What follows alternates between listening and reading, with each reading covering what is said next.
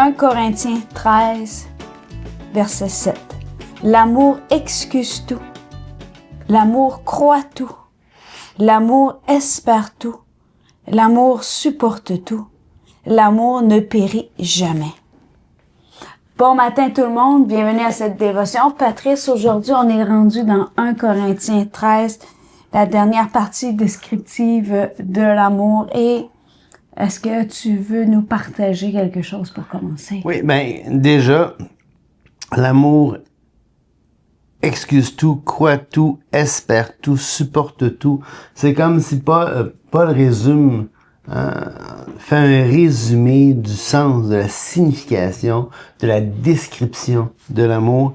Et ici, le mot pour excuse tout au verset 7, c'est un verbe.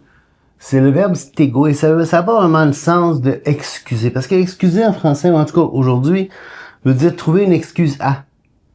Justifier quelque chose. Hein? Ça veut dire que si je m'excuse, ça veut dire que j'ai une bonne excuse, j'ai une raison pour le comportement que j'ai fait. Je m'excuse, j'étais en retard, il y avait beaucoup de trafic ce matin. Exactement. Je m'excuse, j'étais en retard, il y a eu un accident en face de moi quand je prenais la route. Alors là, je m'excuse, c'est donc trouver une excuse, une raison à ce qui s'est produit. Et donc, ma culpabilité en est vue moindre à cause d'une raison extérieure. Donc, à la limite, je suis même pas coupable de la situation puisqu'elle m'a été imposée. Alors qu'ici, l'amour n'excuse pas tout. L'amour n'essaie pas de trouver des raisons au comportement de tout un chacun. Là, c'est pas du tout ce que le terme veut dire. Je pense que c'est hier que tu as lu le passage, l'amour couvre... Tu n'as pas dit le passage, la signification du mot? Le mot, c'est stego. C'est couvrir, endurer. C'est un petit peu je pense que c'est la dernière fois que tu avais dit l'amour couvre une multitude de péchés dans Pierre. Soit dans Éphésiens ou dans Pierre. Peut-être. Ou est-ce que l'amour couvre? Non pas pour cacher le péché, non pas pour... Et trop souvent, là, on va justifier le fait de camoufler la faute de quelqu'un par amour. Bon, c'est tel que tel si ça n'implique que la personne et si on veut pas porter atteinte à sa réputation pour une niaiserie. Par contre, il y a des limites. Tout ce qui est illégal, on peut pas couvrir un acte illégal, un acte criminel, un acte honteux, vraiment honteux, vraiment criminel, en appelant l'amour. C'est pas du tout ça.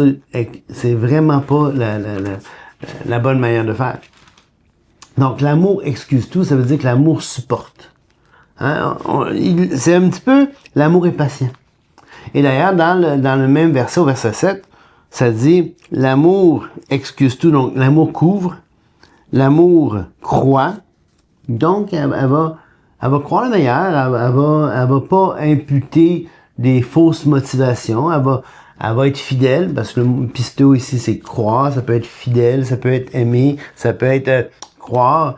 Donc l'amour, elle va pas imputer de fausses motivations, elle va pas tout de suite penser au pire dans les situations. Ça veut dire que quand quelqu'un dit qu'il va faire quelque chose, ou ben tu dis, c'est concrètement, là, quand quelqu'un te dit, il va faire, je vais faire telle affaire pour toi, tu n'es pas obligé tout de suite de penser, l'amour pense pas tout de suite, c'est pour son intérêt. Exactement. Il soupçonne pas chez l'autre une mauvaise intention dans les actes qu'il fait. Exact. Donc ça, aimer l'autre, c'est pas prendre pour acquis le pire.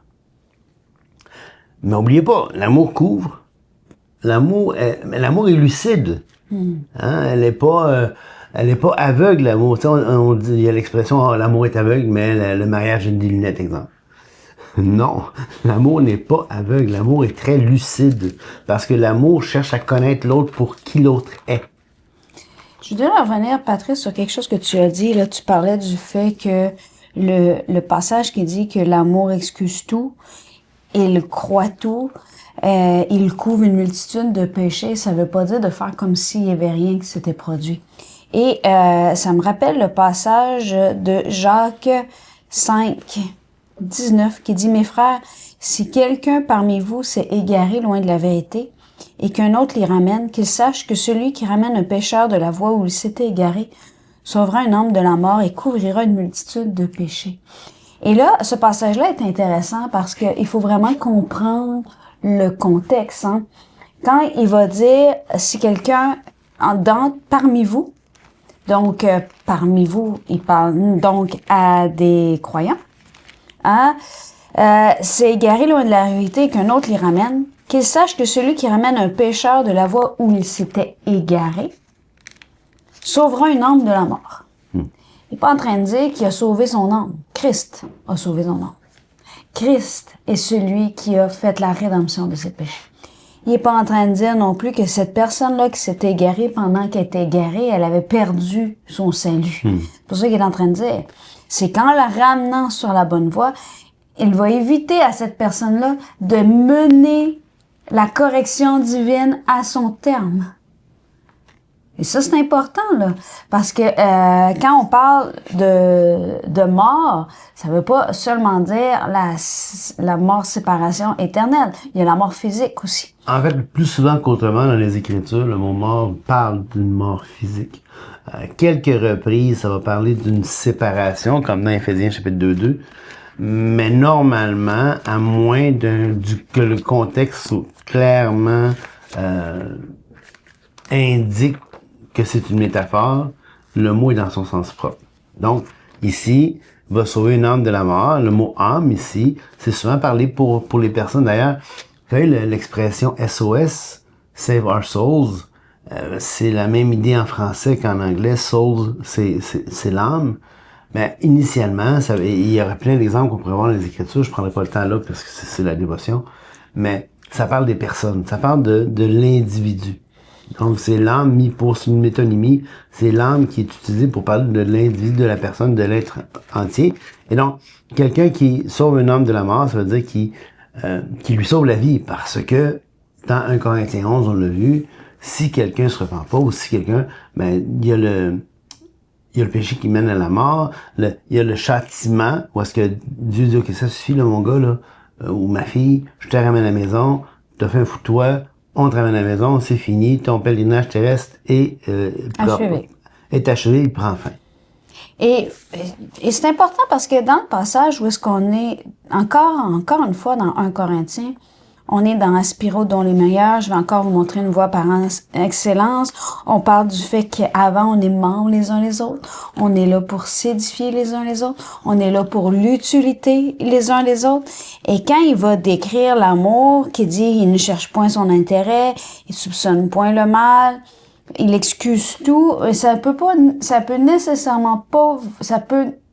impossible que ça veuille dire que ça laisse faire le péché où est-ce qu'il est. Et d'ailleurs, on a dans Proverbe 10 une belle explication, en fait, à mon avis, de « il excuse tout, il croit tout », avec l'image de couvrir. La haine excite des querelles. L'amour couvre toutes les fautes. Donc ça veut dire que dans une relation avec quelqu'un, la meilleure façon d'échauder quelqu'un, c'est de lui rappeler tout le temps ses erreurs. C'est... Hein, chérie? Ouais, ça c'est... Et ça, tous les couples je pense, une bonne partie des couples ont tendance à faire ça quand il y a un conflit. Quand tu commences à dire, hey, je t'ai demandé de faire ça, tu l'as pas fait. Oui, mais toi, t'as pas fait ça, t'as pas. Et là, on vient de rappeler plein de fautes et au lieu de calmer la querelle, on est en train d'exciter la querelle. Donc, je pense que l'amour, c'est pas ça qu'il fait. Non. C'est qu'une fois que il couvre. Il ramène pas la faute. Et il croit tout, il espère tout. Il espère tout, Patrice. Ça veut pas dire qu'il espère n'importe quoi non plus, là. Non, c'est ça, encore une fois, le chrétien n'est pas appelé à avoir, tu sais, on dit souvent, il porte des lunettes roses ou des teintes, il voit la vie en rose. Le chrétien est lucide.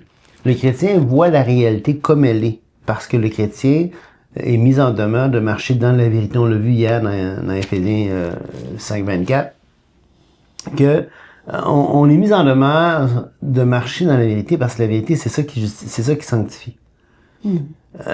Puis donc, la vérité libère, hein, dans Jean 17:7. Donc, le chrétien est mis en demeure de marcher dans la réalité, pas dans la fabulation. Il doit pas voir la vie en rose, mais quand il dit l'amour espère tout, pourquoi? Pas parce que intrinsèquement la réalité, qu'il y a une raison d'être optimiste par défaut dans la réalité. Parce que la raison que le croyant est appelé, que l'amour espère, c'est parce que l'amour va s'accrocher à... Tu aimes parce que Dieu. Dieu est amour. Dieu, lui, il sait qu'il va arriver, que toute chose, finalement, va atteindre un but, le but pour lequel il s'était fixé. Et si encore, il y a des gens qui vont déroger du but, il y a des gens qui... Mais le but de Dieu va être atteint. Hein, le télos ultime, la destination ultime, si on peut dire, de l'histoire, va arriver et Dieu va atteindre ses objectifs. Donc, il y a cette espérance-là. Et le croyant peut espérer, et l'amour espère comme ça. Je pense que, Patrice, concrètement aussi, l'amour espère dans la vie de tous les jours. Si tu investis, je sais pas, dans le travail social, ou t'es éducatrice spécialisée, ou que tu travailles en réanimation physique. Réadaptation? Réadaptation physique. C'est sûr que si tu veux réanimer quelqu'un... Ergothérapeute, ou peu importe le domaine dans lequel tu travailles, physiothérapeute, quand tu approches un patient, premièrement, tu as habituellement choisi ce métier-là parce que tu aimes aider les gens. Quand tu approches un patient, tu sais très bien qu'il y a des patients qui vont faire les exercices que tu leur proposes pour leur guérison, pour leur cheminement, pour sortir du pétrin dans lequel ils sont. Puis tu sais très bien qu'il y en a d'autres que ils le feront pas tout de suite. Ben, en tant que prof, c'est ça. Oui, mais j'ai fait exprès pour parler un exemple autre que notre domaine, parce que ça s'applique à d'autres. Et il y a un passage ici qui est intéressant dans Hébreux. Je sais qu'il y a tout un contexte, mais je vais quand même prendre l'image dans Hébreux 6. Lorsqu'une terre abreuvée par la pluie qui tombe souvent sur elle produit une herbe utile à ceux pour qui elle est cultivée, elle participe à la bénédiction de Dieu. Mais si elle produit des épines et des chardons, elle est réprouvée. Et près d'être maudite, et on finit par y mettre le feu. Donc là, on a cette image-là là, de terre, puis là, il y a de la pluie, il y a du soleil, il y a de la pluie, puis là, finalement, on a mis des graines. Comme dans mon bac ici, j'ai mis des graines. Mais en dessous, on avait mis du fumier de poule qui était pas tout à fait transformé. Fait que il y a eu des belles pousses, puis il y a eu des chardons qui ont sorti dans le jardin. Vous voyez un peu l'image, là? C'est une vraie image, OK? C'est pas... Et là, ça dit quoi que nous parlions ainsi? Et là, ça c'est quand même un peu négatif de dire, ben, il y a une terre qui va produire, puis l'autre, elle va produire des épines puis des charbons. Il va dire, nous attendons pour ce qui vous concerne des choses meilleures et favorables au salut. Car Dieu n'est pas injuste pour oublier votre travail et l'amour que vous avez montré pour son nom, ayant rendu et rendant encore des services aux saints. Nous désirons que chacun de vous montre le même zèle pour conserver jusqu'à la fin une pleine espérance, en sorte que vous ne relâchiez point et que vous imitiez ceux qui, par la foi et la persévérance, héritent des promesses. Donc, ce que je vois dans ce passage-là, c'est que l'amour est lucide. OK? Il voit la réalité, là, qu'il va avoir, il y a du bon, il y a des choses que tu sais d'où c'est que ça vient, d'où c'est que ça sort. Mais quand tu aimes, tu t'attends aux choses les meilleures pour l'autre. Ouais. Tu espères les choses les meilleures. Tu investis pour les choses les meilleures. Et c'est pour ça que tu es patient.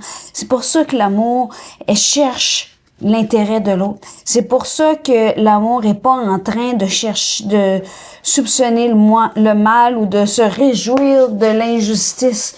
Au contraire, l'amour est en train de croire, d'espérer et parfois même supporter comme Paul dit à un autre moment donné dans Corinthiens, on l'avait vu là. Pourquoi vous vous amenez les uns les autres en cours, puis au lieu vous supportez pas vous supportez pas un peu plus les uns les autres plutôt que... Et ce que tu dis là, Julie, excuse-moi, c'est vraiment dans le caractère de Dieu aussi, parce que, tu sais, ça me fait penser vraiment dans 2 Pierre 3:9, quand ça dit, le Seigneur ne tarde pas dans l'accomplissement de la promesse, comme quelques-uns le croient, mais il use de patience envers nous, ne voulant qu'aucun périsse, mais voulant que tous arrivent à la repentance. Alors, dans un sens, même Dieu espère, il est toujours en train de donner grâce, de donner, tu sais, d'être compatissant, de faire, dans le but de voir le plus grand nombre venir à lui, que tous parviennent à la repentance. Tu sais, ça me fait penser à Ésaïe, Ésaïe 5, un passage extraordinaire au début du livre d'Ésaïe, où est-ce qu'on voit que Dieu, il dit, je chanterai à mon bien-aimé le cantique de mon bien-aimé sur sa vigne. Mon bien-aimé avait une vigne. Sur un coteau fertile, il en remua le sol, ôta les pierres, il mit un plan délicieux, il bâtit une tour au milieu d'elle, il y creusa aussi une cuve, puis il espéra qu'elle produirait du bon raisin. Hein? Mais elle en produit du mauvais. Maintenant donc, habitants de Jérusalem et hommes de Juda, soyez juges entre moi et ma vigne. Qu'y avait-il encore à faire à ma vigne? Que n'ai-je pas fait pour elle? Pourquoi, quand j'ai espéré qu'elle produirait de bons raisins, elle a-t-elle produit de mauvais raisins? Là, on voit vraiment le cœur de Dieu qui va espérer contre toute espérance, hein, que son peuple ici produise du bon raisin, mais il en a produit du mauvais. C'est là, l'investissement où est-ce que tu dis, écoute, ça se peut que ça aille pas bien. Mais quand je disais tout à l'heure que le chrétien n'est pas appelé à voir la vie en rose, il n'est pas appelé non plus à tomber dans le cynisme, ou est-ce que là, et dans le pessimisme, ou est-ce que là, tout va mal aller. Et c'est un danger, hein. Vous savez, investir dans les gens, ça coûte. Peu importe le domaine dans lequel tu investis dans les gens, que ça soit, comme je l'ai dit, le travail social, que ça soit en santé, que ça soit dans le pastorat, que ça soit dans l'enseignement, ça coûte. Ça coûte investir dans les gens parce que c'est pas facile. Tu vois du beau, tu vois du moins beau, tu es découragé, tu dis ça sert à rien. Je connais pas un enseignant qui a pas dit à un moment donné, mais ça sert à quoi? Vraiment. Et là, on parle d'une matière, mais pour moi, l'enseignement, c'est pas seulement une matière, c'est pas seulement les mathématiques, c'est forger l'esprit, c'est amener l'autre à penser plus loin. Et on a cette image-là ici que de aimer, c'est de croire que c'est toujours possible d'aller plus loin. Un jour, j'ai dit en début de carrière, quand quelqu'un m'a dit ce groupe-là que tu vas avoir, il n'y a rien à faire avec eux autres pour enseigner les sciences. Je commençais toute ma carrière était assez balbutiement. Et je me souviens pertinemment d'avoir mis un jalon à ce moment-là dans ma vie et d'avoir dit la journée que je vais penser ce que tu viens de me dire, je vais quitter l'enseignement. Et je me rappelle régulièrement cette histoire-là, cette phrase-là, pour m'analyser réellement et me dire, est-ce qu'en ce moment, je suis en train de considérer un individu qui a tout le potentiel de changer, d'évoluer, de grandir, de régresser aussi, comme étant déjà à la ligne de finale puis écroulé sur le sol, où je suis en train de le voir comme quelqu'un qui a la possibilité encore de faire des choix positifs pour l'amener plus loin dans sa vie. Et ça me rappelle le passage de Colossiens, où est-ce que quand je réalise ça, quand je lis ce texte-là, j'essaie de me mettre dans le cœur de Paul, là. J'essaie de me mettre dans sa position, comment il était, comment il écrivait, comment il allait de ville en ville pour rencontrer les gens. Quand il dit, c'est pour cela que nous aussi, depuis le jour où nous avons été informés, nous ne cessons de prier Dieu pour vous. Nous demandons que soyez remplis de la connaissance de sa volonté en toute sagesse et intelligence spirituelle. Écoutez bien, pour marcher d'une manière digne du Seigneur, il lui est entièrement agréable, portant des fruits en toutes sortes de bonnes œuvres et croissant par la connaissance de Dieu, fortifié à tous égards par sa puissance glorieuse, en sorte que vous soyez toujours et avec joie persévérants et patients. Et ce passage-là, pour moi, il est extraordinaire. Ça me montre le cœur de quelqu'un qui regarde quelqu'un d'autre et qui lui dit, je prie pour toi, pour que comme tu marchais, et il va dire, vous étiez autrefois païens, ennemis de Dieu, cherchant votre propre intérêt. Vous étiez parmi eux. Donc, ce qui veut dire, c'est que il n'y a pas de place, désolé Patrice, pour le cynisme dans la vie chrétienne. Parce que Dieu fait de grandes choses quand quelqu'un fait juste dire, Seigneur, viens en aide à mon incrédulité. Exactement. Exactement. Donc, là-dessus, on se voit la prochaine fois. Que Dieu bénisse au bout.